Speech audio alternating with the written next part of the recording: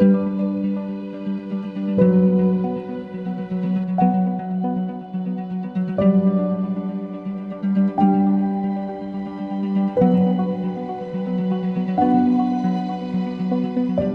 there, it's Pete Checkley for Sample Library Review, and today I'm checking out RCD UKE by Ollie and Performance Samples.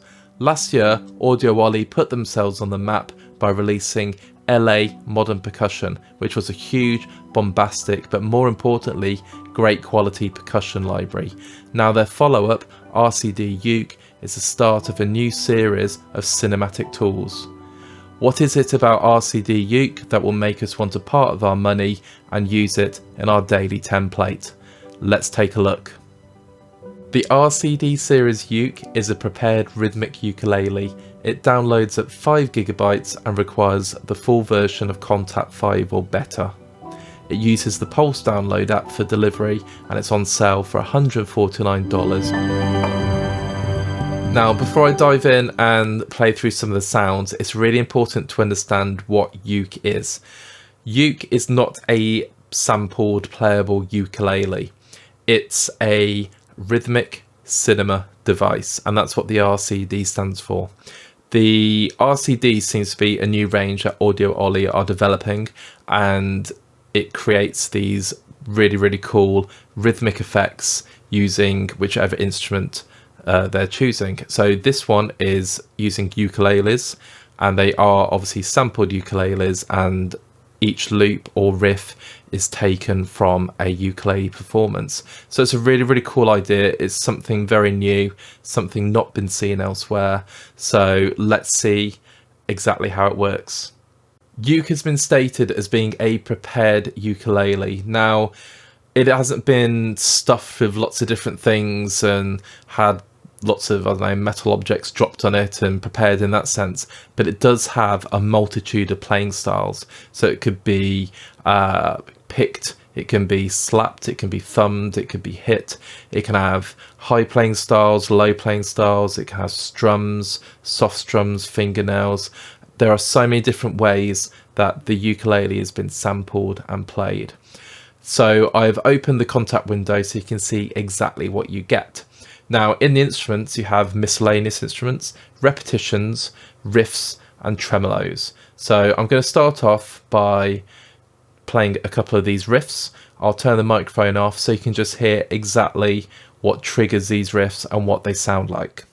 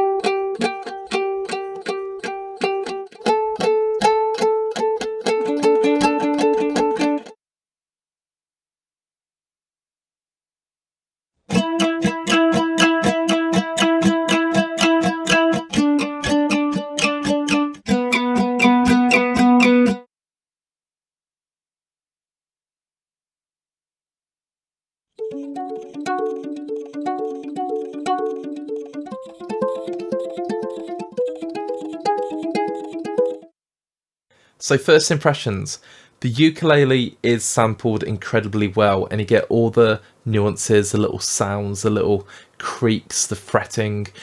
Everything is in there, and because it's taken from performances, it sounds incredibly human. But it did sound really disjointed in those little examples, and the reason is I wasn't playing to a click. I was kind of guessing when the next sample would start, and it just didn't gel together. But that is all on purpose. When you put it into your DAW and you place it onto the grid, everything's quantized, it works seamlessly together. So here is the example from the demo where I did just that.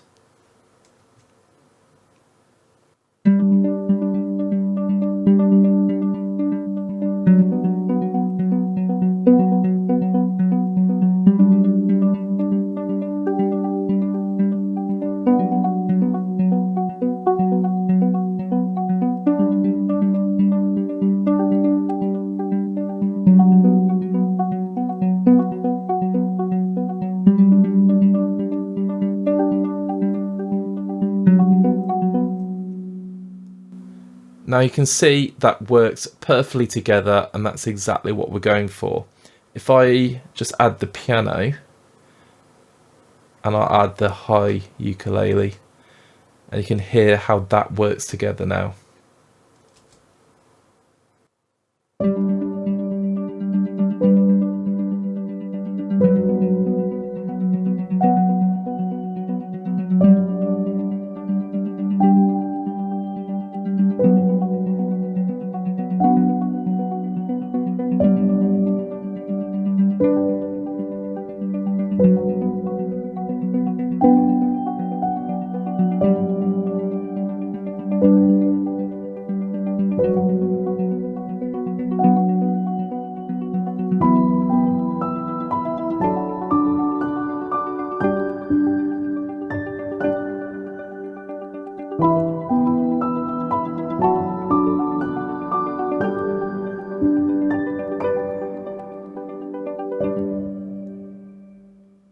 Now that is exactly what this instrument's for, is to add movement and motion to bring your compositions to life. And you can see from that example, it succeeds at that incredibly well.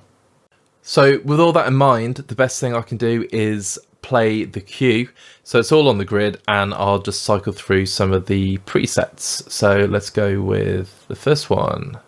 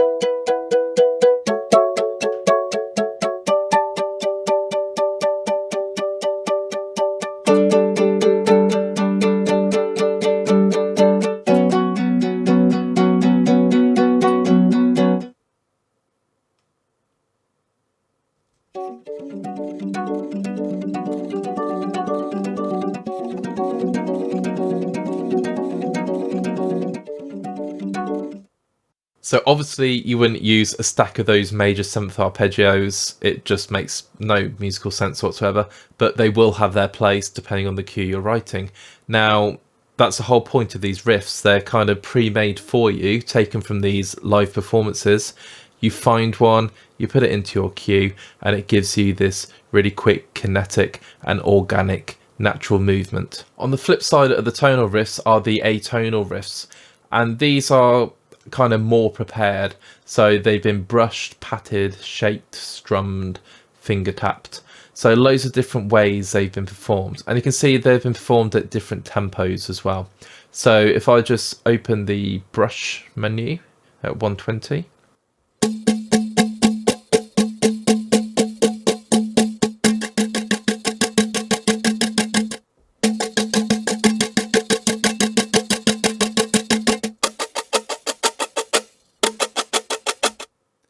so you can hear there are different timbres, so it's been brushed in different ways, and there are different rhythms as well. So because it's atonal, it's not pitched at all, but you have all these different varieties of brushes. Let's go for a shaker.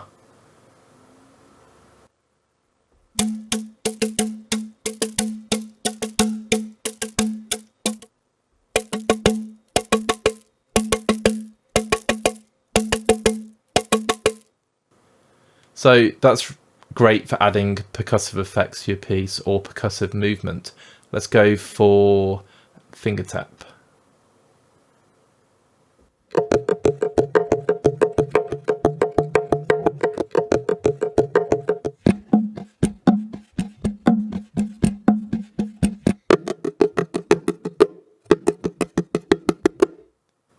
Okay, so once again, a huge variety of different percussive elements. So having gone through the tonal and atonal categories, it's a good time to check out the GUI. So let's just again open one of the riffs. First of all, it's so simple, straightforward. It's very, very blue.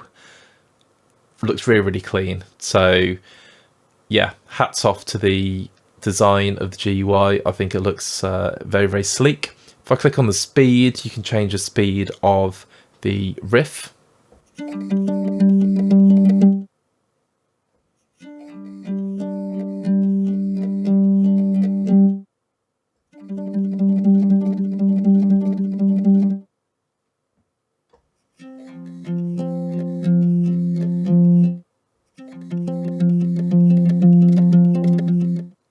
I'll apologise for the knocking sounds then, but the velocity was deciding how quickly or slowly the riff was played. So I've played it incredibly lightly. It's really fast. If I play it a lot harder.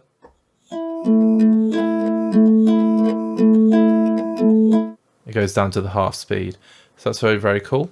And if we go to modulation, you have your high pass filter, your low pass filter, all the controls. You have the note. I believe these either separate the notes or blend the notes together. And then you have your ADSR controls. So again, really clean, really, really straightforward. And then you have the transpose. So you can move where you put the keys. You have the pitch wheel control. So at the moment I can use the pitch wheel. If I set it down to off, I can't use it at all. And then we have the offset. All the samples have a 200 millisecond offset, but you can change that.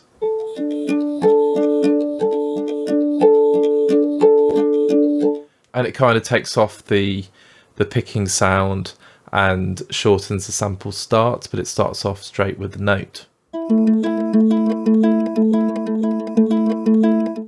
So that's the GUI for the riffs. So the other main side of the library are the reps. Now the repetitions are where you design your own riffs. So if we go to tonal again, I was going to throw one in there, and we have our fifth finger tapping.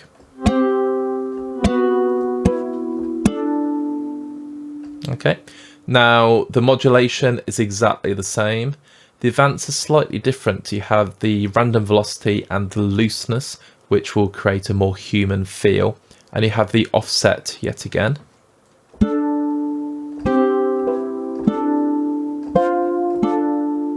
Okay, this one seems a little quieter. I'm just going to bring it up a bit.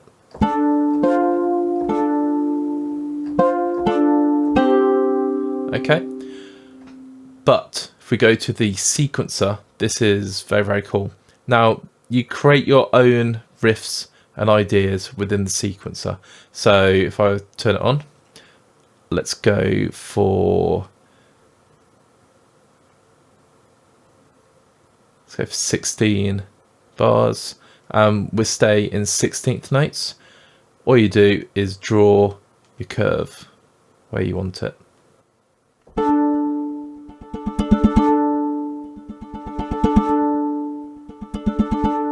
I'm going to bring that up a little bit.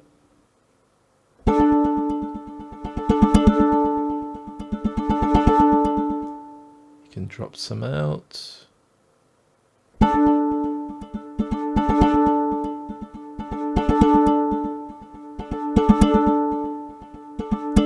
And it's in arpeggio mode, so if I play, let's just hold down D minor chord. You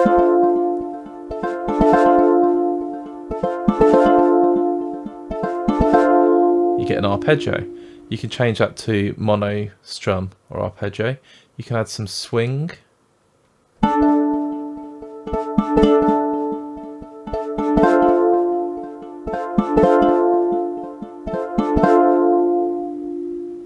Okay, so these controls are really useful, really easy to do. Just draw it in and play.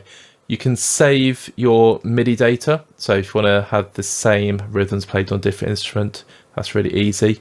Alternatively, you could just load it from elsewhere, and it makes creating riffs incredibly straightforward, makes it all very inspiring, but it does sound really high quality. So the sequencer is a great addition. Just to see how quick it is, you have all of these different options, so different ways the uke has been played. If I just take pluck muted, drop it in, go straight to the sequencer, and once again, let's just go 8 this time. Let's just do it a bit, let's go quarter triplets.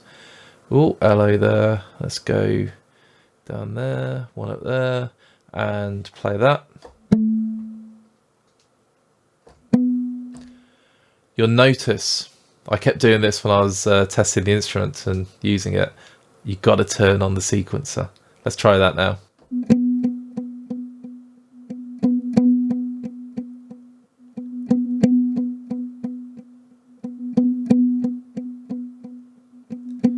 So to create these pulses, it's really straightforward. Now, one thing I did notice in the riffs section, if I go down to these plucks, some of them have been made for you already. So these are almost like low bass.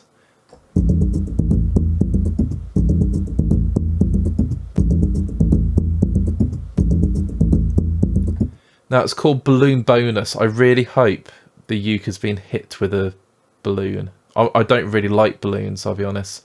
It's bizarre, but it just sounds like there's a balloon hitting the strings.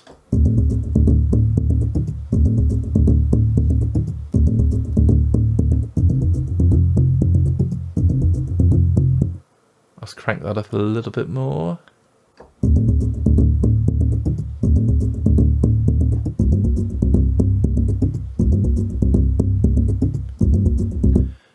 And yeah, you just get this like really cool sort of bass sound coming out of it. Let's just hear one more.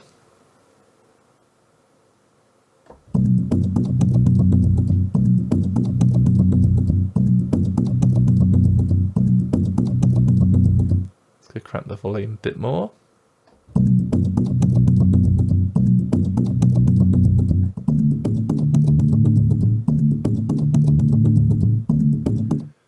So again, to add these like cool sinister pulses, you add some third-party effects. I mean, these are straight out the box, but you can add those on and you can get some really cool effects out of this instrument. So it you know, it is very niche. It does one thing incredibly well, but the variety of different ways the ukulele's been hit and sampled and performed is absolutely brilliant. Thank you for checking out my review of Uke by Audio Ollie. Now, I haven't really sort of been using too many words to describe what I'm thinking when I'm playing it. And the reason is, first of all, I really like it. I think it sounds great. It's unique, it's inspiring, it's really easy to use. I have to admit, when I first started using it and I was just playing it like I would do any other instrument, it didn't connect and it didn't work together very well. And that's when I started delving into it a bit more and thinking, how is this going to work? You've got to use it on the grid in time so it flows seamlessly into each other. Once you get that, which is really, really straightforward, it starts to sound great. It's such a cool, unique way of injecting movement and motion into your compositions. Now, I've said the sampling is brilliant. It captures all the nuances. I'm a guitar player myself mainly, and I love the fact you can hear a little bit of string, I wouldn't say buzz, but string noise, a little bit of fretting. It just makes it sound really, really human. So for me, it's almost like a hidden gem. I can see myself using this in lots of different styles, lots of different types of cues. I will say it's quite niche. It is very cinematic. It does one thing incredibly well. Who is this library for? Well, it's for media composers, TV, film, cinema, video games. In my example, I did use it in quite an understated way to create this nice sort of movement ambience, but you can use it as a real proper driving force. It won't be as heavy as a proper percussion library, and sometimes you don't want to be, you know, just smashing instruments all the time and beating drums. You want some rhythm, but you want it to be understated. Now, that's a massive plus to this library, as well as all the other ways you can play the ukulele. I think Audio Ollie have done a fantastic job here. My main area for improvement for the library is, as you can see going through, I had to change my volume quite a lot. So I was bringing patches up, I had to bring some down as well. And I think there's inconsistency in volume with the NKIs. Now, obviously, when you play an instrument in a different way, you're going to get different volumes. I just feel that needs to be compensated more when you're going through. But when you're actually playing the instrument and you're putting it into your DAW, that's not really an issue. It's just like any other instrument you need to change the volume for. But going through the different riffs and the different playing styles, I did feel there was an inconsistency there. So all that leaves me to say is thank you once again for checking out my review of Uke by Audio Ollie. Please leave us a comment, tell you what you think about the instrument, what you like about it. Could you see this in your workflow? Check out all our other videos on YouTube, and of course go over to Sample Library Review to check out more in-depth reviews and all the latest and greatest in the world of virtual instruments. Take care and have a great day.